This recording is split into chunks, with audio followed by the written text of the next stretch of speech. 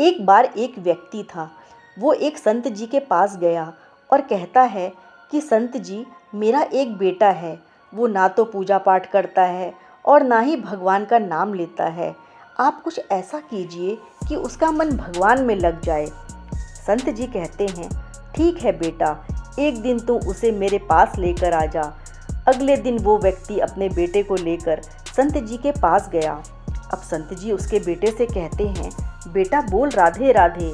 बेटा कहता है, मैं क्यों कहूँ। संत जी कहते हैं, बेटा बोल राधे राधे।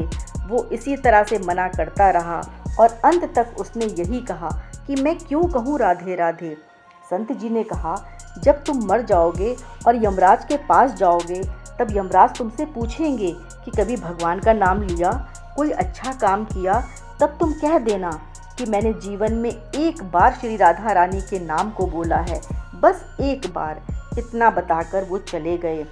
समय बीता और एक दिन वो मर गया। यमराज के पास पहुंचा। यमराज ने पूछा, कभी कोई अच्छा काम किया है? उसने कहा, हाँ महाराज, मैंने जीवन में एक बार श्री राधा रानी के नाम को बोला है, आप उसकी महिमा बताइए।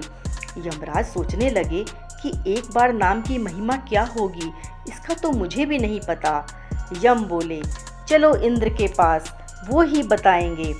तो वो व्यक्ति बोला, मैं ऐसे नहीं जाऊंगा, पहले पालकी लेकर आओ, उसमें बैठ कर जाऊंगा। यमराज ने सोचा, ये बड़ी मुसीबत है। फिर भी पालकी मंगवाई और उसे बिठाया। 4 कहार लग गए। वो बोला, यमराज जी, सबसे आगे वाले कहार को हटाकर उसकी जगह आप लग जाइए। यमराज जी ने ऐसा ही किया। फिर सब इंद्र के पास पहुँचे और बोले कि एक बार राधा रानी के नाम को लेने की महिमा क्या है? इंद्र बोले, महिमा तो बहुत है, पर क्या है ये मुझे भी नहीं मालूम। बोले कि चलो ब्रह्मा जी को पता होगा, वो ही बताएंगे। वो व्यक्ति बोला, इंद्र जी, ऐसा है, दूसरे कहार को हटाकर आप यमराज जी के साथ मेरी पालकी उठाइए। अब एक और यमराज पालकी उठा रहे हैं और दूसरी तरफ इंद्र लगे हुए हैं। पहुँचे ब्रह्मा जी के पास। ब्रह्मा जी ने सोचा कि ऐसा कौन सा प्राणी ब्रह्मलोक में आ रहा है जो स्वयं इंद्र और यमराज पालकी उठाकर ला रहे हैं। ब्रह्मा जी के पास पहुँचे। सभी ने पूछा कि एक बार श्री राधा रानी के नाम लेने की महिमा क्या है? ब्रह्मा जी बोले, महिमा तो बहुत है, पर क्या है ये मुझे भी नहीं पता, लेकिन हाँ, भगवान शिव जी को जरूर पता होगा। वो व्यक्ति बोला कि तीसरे कहार को हटाइए और उसकी जगह ब्रह्मा जी आप लग जाइए। अब क्या करते, महिमा तो जाननी थी। अब पालकी के एक और यमराज हैं, दूसरी तरफ इंद्र और पीछे ब्रह्मा जी हैं। सब मिलकर भगवान शिव जी के पास पहुँचे और भगवान शिव से पूछा कि प्रभु, श्री राधा रानी के नाम की महिमा क्या है? केवल एक बार नाम लेने की महिमा आप कृपा करके बताइए। भगवान शिव बोले कि मुझे भी नहीं पता, लेकिन भगवान विष्णु जी को जरूर पता होगी। वो व्यक्ति शिव जी से बोला, अब आप भी पालकी उठाने में लग जाइए। इस प्रकार ब्रह्मा, शिव, यमराज और इंद्र चारों उस व्यक्ति की पालकी उठाने में लग गए और विष्णु जी के लोक पहुँचे।